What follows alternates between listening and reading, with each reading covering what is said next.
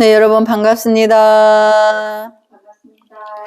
네, 임재록 전 시간에 이어서 265페이지 강서를 한번 볼까요? 대개 사람들은 많이 알면 교만하기 마련이다. 그런데 이제 여기 보면 많이 알면 교만하다.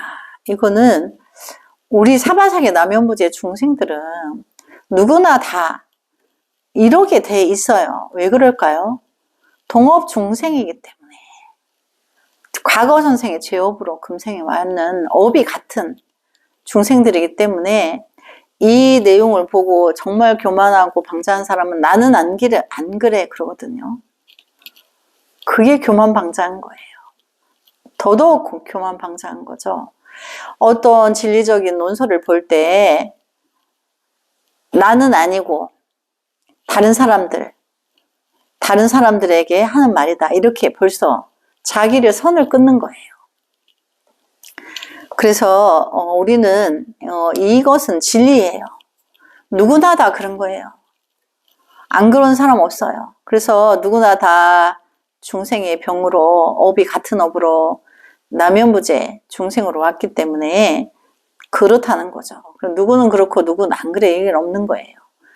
그래서 우리가 끝없는 수행을 통해서 자기 성품을 본 사람일지라도 가장 경계하는 게 이렇게 교만하고 방자하지 않으려고, 그리고 또 자기의 참 불성을 만나면 굉장히 자비해지니까 겸허하죠. 그래서 겸허하지만 비굴하지 않고 비범해요. 그래서 우리가 그거를 겸비한다 그러죠. 그래서 비범함을 같이 가지고 있다는 거예요. 그래서 지위가 높아도 그렇고 재산이 많아도 그렇다.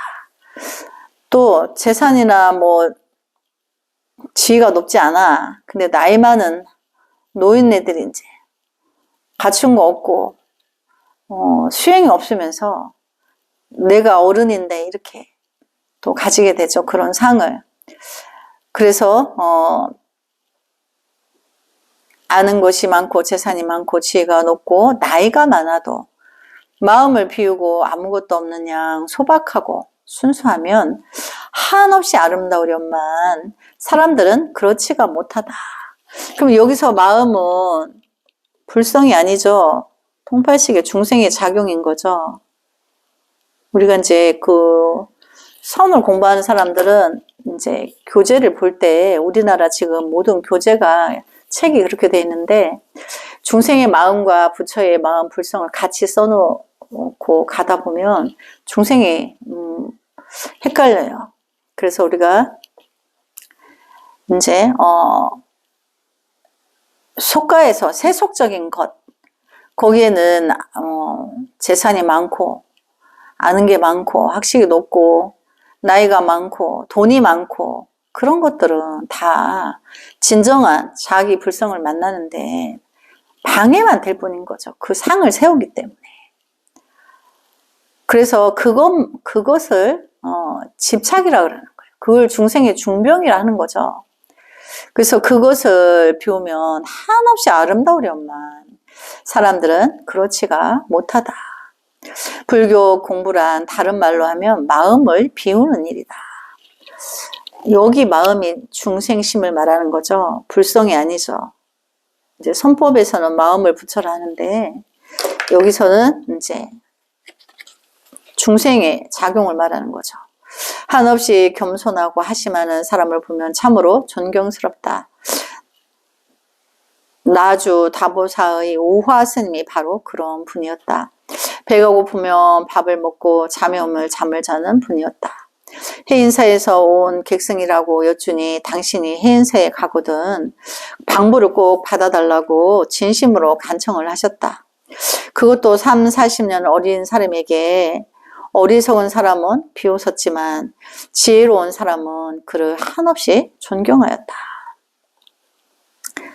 그러니까 이제 그 해인사에서 3, 40대 되는 객승이 이제 하루로 자고 가겠다 하니까 그 우화스님이 나중에 나에게 이제 해인사에 안거 때 나 방부를 하나 부탁한다. 그러니까 이제 방석의 자리, 선방은 이제 방석을 이제 내 방석이 있느냐 없느냐, 내 방석이 없으면 앉을 데가 없죠.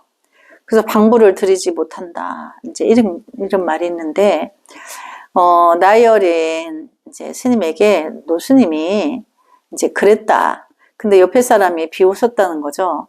근데 그 우화스님은 겸허를 겸비했기 때문에 겸손하고 비범하였던 거지. 그거 하나 자리 달라고 뭐 알량한 어떤 미혹한 짓을 한 게 아니란 말이에요. 근데 그거를 보는 비웃었는 이는 자기가 진정한 불성의 의미를 안목을 가지지 못했기 때문에 비웃었다는 거죠. 그러나 안목을 갖춘 이는 우화스님을 존경했다. 이제 이 말인 거죠. 어리석은 사람들이요, 도를 문자 속에서 찾지 말라. 문자와 도는 아무런 관계가 없다. 그렇죠. 우리가 지금 공부하는 이것도 달을 가리키는 손가락 끝에 불과한 거지. 달은 허공에 있는 거죠. 근데 이 학습을 통해서 방향만 알 뿐인 거지. 그럼 내가 달나라 가야 되는데 어떻게 해야 되죠? 뭐 우주선 타고 가는 게 아닌 거죠. 내 마음 안에 통팔식을 끊고 분별을 쉬고 깊은 내면의 깊은 자기 자성의 참 성품을 만나고자 끝없는 이제 그 자비심을 가지고 내가 만나서 중생 구제를 해야 되는데 하염없이 시간만 보내고 있음을 너무나 부처님께 참여하면서 내가 나의 불성을 만나기를 간절하고 사무치고 절박한 마음으로 늘 참선에 드는 거예요. 그렇게 맘먹고 하는 이와 그냥 하는 이와는 차원이 다른 거죠. 그래서 이제 문자에 속지 말라는 거는 문자를 통해서 방향을 알고, 그럼 여기서 우리가 공부했는데 임재스님이 처음부터 끝까지 뭐예요? 밖에서 찾지 말라는 거죠. 내 안에 분별을 쉬고 내 안에서 찾아라는 거죠. 그 방향을 지금 가르쳐 주는 거예요. 그래서 도와 문자는 아무런 관계가 없다. 글이란 이름자만 쓸 줄 알면 넉넉하다. 더 배워야 이미 죽은 사람들의 말이나 글로 공연히 머리만 썩일 뿐이다. 이미 죽은 사람들이 뭐예요? 조사 스님들이죠. 선지식들이고, 또 서가모니 부처님도 이제 우리가 우리 여기 이제 와촌 여기 경산의 신령이라는 곳에 가면 지역에 거조사라는 곳인데, 거조는 거대한 조사 스님, 거대한 조사 스님은 누구야? 아미타불이에요. 우리 궁극에 다 아미타불 극락세계로 지옥을 구해야 되는 거죠. 거기가 이제 거조사라는 거죠. 아미타불 부처님. 그리고 이제 우리가 극락세계 경전을 보면 거기 아라님들이 계신다는 거예요. 모든 대중이 아라한이라는 거예요. 그래서 이제 거기 거조사에 가면 500 아라님이 계세요. 이제 돌로 이렇게 상을 조성해 놨죠. 그러니까 우리가 본질은 거기를 가기 위해서 나의 불성을 만나지 않으면 갈 수 없는 곳이에요. 나가 나를 못 구하고 다른 이를 구하지 못하죠. 그래서 내가 참나를 만나면 비로소 지옥에 가서 구하는 게 아니고 지금 이 자리에서 대중이 지옥을 가지 않도록 진정한 진리를 설해서 지옥을 구한다는 거죠. 그래서 글이란 이름자면은 쓸 줄 알면 넉넉하다. 너무나 명언이죠. 그래서 하물며 정체의 야욕을 품은 유비도 이런 말을 했다. 스승의 조식이 써준 수천서를 찢어버리고 더 이상 학문을 하지 않았다. 부차가 되고 조사가 되고 도를 이루려는 출세 대장부야 말해 못하랴. 네, 또 이제 다음 장을 볼까요? 266페이지에 본문 해석을 볼까요? 해석. 큰 스님들이여 그럭저럭 세월만 보내지 말라. 산승의 지난 날 견차가 없었을 때는 도무지 캄캄하고 답답하였다. 여기서 산승이 하는 건 임재스님 당신을 말하는 거죠. 내가 견차가 없을 때, 나의 성품을 만나지 못했을 때, 자기 성품을 만난 거를 견성했다 그래요. 그 자기가 견차를 못 만났다. 견성하지 못했을 때를 말하는 거죠. 자기 불성을 못 만났을 때를 말하는 거예요. 그래서 견차가 없었을 때는 도무지 캄캄하고 답답하였다. 세월을 헛되이 보낼 수 없어서 속은 타고 마음은 바빠서 분주히 도를 물으러 다녔다. 그런 뒤에 힘을 얻고 나서야 비로소 오늘에 이르러 같이 도를 닦는 여러분들과 함께 이렇게 이야기를 나눌 수 있게 되었다. 도를 닦는 그대들에게 권하노라. 옷과 밥을 생각하지 말라. 세월은 쉽게 지나가고 선지식은 만나기 어려워 우단발라꽃 때가 되어야 한 번 피는 것과 같다. 그러니까 이제 임재스님이 견처를 알기 전에는 답답했는데 빨리 알고 싶어서 자기도 많이 돌아다녔다는 얘기인 거죠. 근데 진정한 불성은 돌아다니는 데 있는 게 아니고 내 안에 불성이 있는 것을 내가 어여 찾고 만나고 이제 그런 뒤에 내가 여러분들한테 이렇게 조언을 할 수 있게 되었으니까. 그래서 그대들한테 권해놓으니 옷과 밥을 생각하지 말라. 이것은 자기 육신에 너무 집착하지 말라는 거예요. 밥을 먹어야 살죠. 또 옷을 입어야 살죠. 그럼 자기 육신에다가 뭔가 치장하고 그런 거에 너무 뭐를 먹으면 몸에 좋다 하는데 막 우리는 중생들은 나이 먹으면 이제 약밖에 몰라 몸에 좋다는 거. 그거는 본능적으로 그 본능에서 일찍 죽을까봐 죽음을 두려워해서 그런 거예요. 알고 보면. 근데 이제 우리가 도노 공부하는 사람들은 죽음이 없는 거죠. 옷 갈아입으러 잠깐 갔다 오는 거죠. 그리고 죽으면 뭐 아주 없어지는 줄 알고 뭐 없어지는지 아닌지 가보지도 않았으면서 두려워하는 거예요. 중생들이. 근데 사실은 우리가 자기 안의 불성을 만나고 나면 죽음이 없는 거예요. 나는 우주가 생성되기 이전부터 이렇게 스님이 말하고 이런 걸 또렷이 알아듣는 영혼은 있었어. 단지 내가 육도를 윤회했을 뿐인 거예요. 그런데 내가 이제 그 금생은 정신이 또렷하죠. 나 이제 육도 윤회 안 하고 원생으로 올 거야. 중생 세계가 빌 때까지 아미타불 부처님이 중생 세계를 어여 구하고자 팔 벌려 기다리고 계신다는데 내가 극락세계 가서 나만 홀로 편안하게 있을 수 없어. 그 아름다운 극락세계 왕생할 수 없고 그들과 함께 미혹한 그들과 함께 이들을 구해서 함께 가서 성불하겠다는 의지가 있어서 그게 보살심이에요. 그래서 끝없이 원생을 이제 추구하는 거죠. 그래서 그렇게 그 마음을 내는 그 자체가 이제 바쁘니까 이제 얼른 자기 안의 불성을 보고 자기 성불을 해서 이제 중생구제 대열에 무주상보시 행해 대열에 함께 하자 그 뜻인 거예요. 그리고 여기 보면 세월은 쉽게 지나가고 그렇죠. 시간은 금방 지나가요.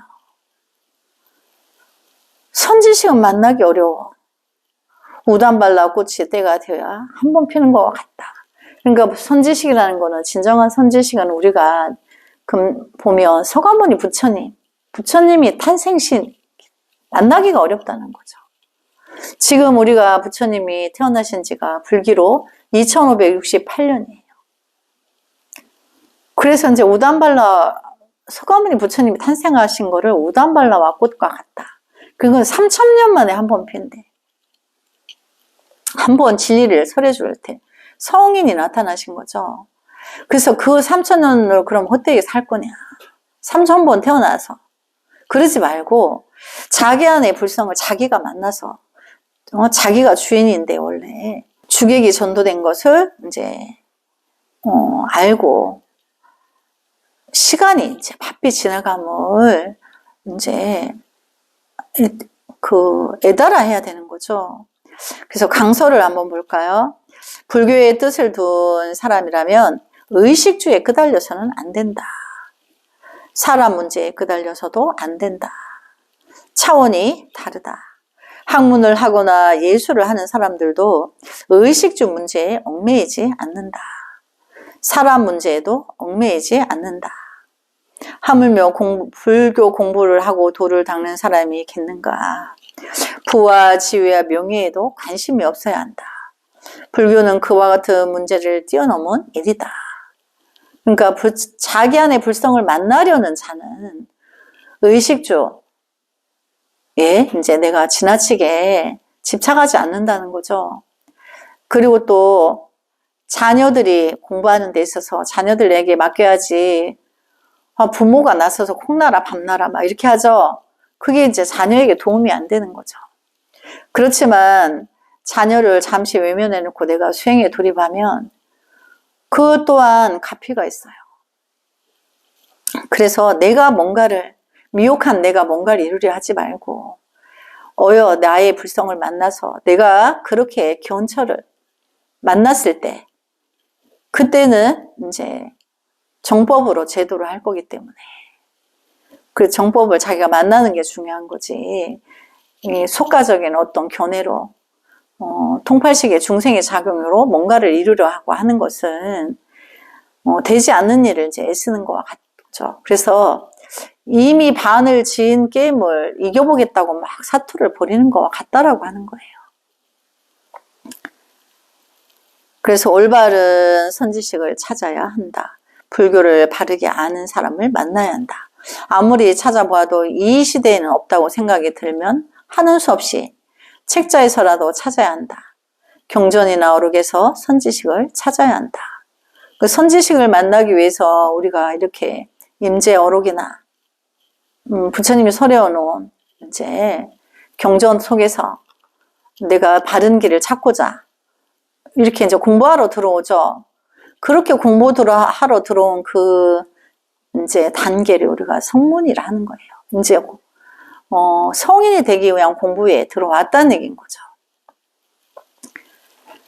그래서 이제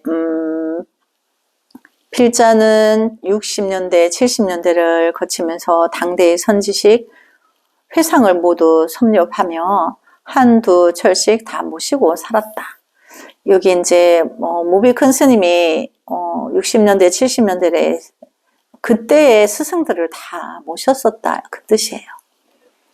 범호사에서 동산 스님을 처음 만나고 그 뒤 효봉 스님, 경봉 스님, 향곡 스님, 서홍 스님, 춘성 스님, 전강 스님, 성철 스님, 구산 스님, 탄호 스님, 운허 스님, 관흥 스님, 서암 스님, 법룡 스님, 지유 스님 등이다. 이렇게 많은 선지식들을 모셨었다는 거죠. 그런데 복이 없음인지 믿음이 부족함인지 이 몸을 맡길 선지식을 정하지는 못했다. 그래서 일찍이 절망 속으로 선지식으로 의지하던 그대로 대해 스님의 서장과 고봉 스님의 선료와 임재록을 아직도 선지식으로 모시고 있다.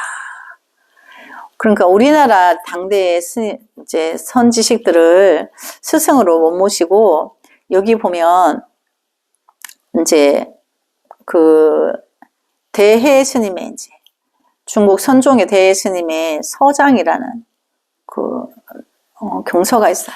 고봉 스님도 마찬가지 선료와 또 임재 스님의 임재록을 마음에 큰 이제 스승으로 섬기고 있다. 그것은 뭐예요? 정법의 추호도 틀림이 없기 때문에 바르기 때문에 그와 같이 한다는 거예요. 그렇게라도 선지식이 있어야 한다. 옳은 선지식을 만나기란 우단발라꽃이 3000년 만에 한 번 피는 것과 같이 만나기 어렵다고 했다. 그러니까 원래는 내 안에 선지식이 있는 거죠. 내 안에 불성이. 내 안에 불성이 선지식인데 과거에 조사 스님들이 써놓은 어록이나 이런 것들이 나의 선지식을 만나는데 바른 길을 인도해주는 역할을 할 수 있기 때문에 그래서 그런 거예요. 그래서 이제 해석을 볼까요? 또 그 본문 밑에서 그대들은 제 방에서 임재라는 노장이 있다는 말을 듣고 이곳으로 오자마자 곧 질문하여 말문이 막히게 하려고 한다. 그러니까 이제 임재스님 당시에 사방팔방에서 임재를 만나면 나도 성불할 수 있다. 이렇게 막 급한 마음에 달려와서 뭔가 나의 미혹을 깨우쳐줄 수 있는 본문 한마디를 해달라. 이렇게 오자마자 막 급히 그렇게 하기 바쁘다는 거죠. 그러다가 산승의 전체 작용을 당하고 나서는 그 학위는 부질없이 눈만 동그랗게 뜨고 입도 열지 못한다. 멍청하여져서 어떻게 대답할지를 모른다. 그래서 나는 그들에게 용과 코끼리가 힘껏 나아가는데 나귀 따위가 감당할 바가 아니다라고 말한다. 이제 이 말에 대해서 임재스님의 이 말에 대해서 이제 강서를 한번 볼까요? 부처님은 일찍이 자신을 천상천하 유아독존이라고 했다. 깨달음에 자신이 있고 진리에 자신이 있는 사람은 모두가 유아독존이다. 이것은 자랑도 아니고 교만도 아니고 아만도 아니다. 당당한 자기 주장일 뿐이다. 그래서 이제 여기 보면 이제 서가모니 부처님이 어머니 마야 부인 몸에서 태어나서 태어나자마자 동서남북으로 7걸음씩을 걷고 이렇게 손가락을 하나 이제 지켜들고 천상천하 유아독존 그랬다는 거죠. 그런 천상과 천하, 하늘 위에 하늘 아래 이제 나 홀로 존재만이 유일하다. 근데 그 말은 그 아기 탄생불이 자기의 아집의 아상의 나를 말한 게 아니에요. 자기 안의 불성. 내 안의 불성이 천상천하 유아독존이라는 거죠. 홀로 존재한다는 것은 이것을 이제 누구와 공유할 수가 없어요. 이제 예를 들어서 대선정의 스님하고 공부를 해서 이제 대선정이 자기의 견처를 받는데 그걸 스님한테 같이 공유할 수 없어요. 스님은 스님이 내가 스스로 자기 견처를 봐야 되고 대선정도 마찬가지. 그러니까 홀로죠. 누구와 같이 할 수 없는 거예요. 그러나 그 자리를 견처를 이제 본 사람은 공감할 수 있는 거예요. 어떤 용어든지 어떤 상황이든지 어떤 본문이든지 그 뜻에 대해서 공감할 수 있는 거예요. 그러니까 이제 중생들이 이제 천상천하 유아독존이라 했다고 하니까 아만이 높다. 이제 글줄만 보고 그게 아닌 거죠. 자기 안의 불성을 자기 안의 모든 생명의 자기 안의 불성은 천상천하 유아독존이라는 거예요. 자기만 그렇다는 게 아닌 거고 그것을 알려주기 위해서 탄생한 건 거죠. 그러면은 모두가 자기 안의 불성은 천상천하 유아독존이에요. 모두가 가지고 있어요. 근데 그걸 모르는 거예요. 그거를 알려주기 위해서 태어났는데 이제 그냥 미물에 미혹한 중생의 몸으로 온 게 아니고 부처로서 오다 보니까 아기 부처지만 제일 먼저 그 불성을 토해낸 거죠. 내가 앞으로 이렇게 할 것이다. 이렇게 토해낸 거죠. 그래서 이제 경전에 그 내용이 있는데 그것은 거짓이 아닌 거예요. 경전에 있는 내용은 실제로 그렇게 했다는 거죠. 그래서 여기 보면 이것은 이제 자랑도 아니고 교만도 아니고 아만도 아니다. 근데 중생들이 뭐 아기가 태어나자마자 그렇게 교만하고 방자하고 나 홀로 내가 최고다 이렇게 말했다 이렇게 해석을 하는 거죠. 근데 본질은 그게 아니에요. 자기 안에 중생 모두의 자기 안에 성품이 유아독존이라는 거, 홀로 존재하고 스스로 그것을 만나야 되는 거고 누가 대신해 줄 수 없는 걸 말하는 거예요. 그렇지만 그렇게 금강과 같은 강한 진리를 다 가지고 있다. 이제 그거를 전하러 온 거죠. 그래서 당당히 자기 주장일 뿐이고 아만이나 교만이 남아있다면 그는 결코 깨달은 사람도 아니고 도인도 아니고 수양이 된 사람도 아니다. 천상천하 유아독존이란 다만 하늘을 찌를 듯한 진리의 대선언이다. 깨달음의 가치를 하늘 높이 드날리는 일일 뿐이다. 자신을 온전히 드날리는 전체의 작용이다. 용이 등천하는데 당나귀 따위가 명함을 내놓을 수 있겠는가?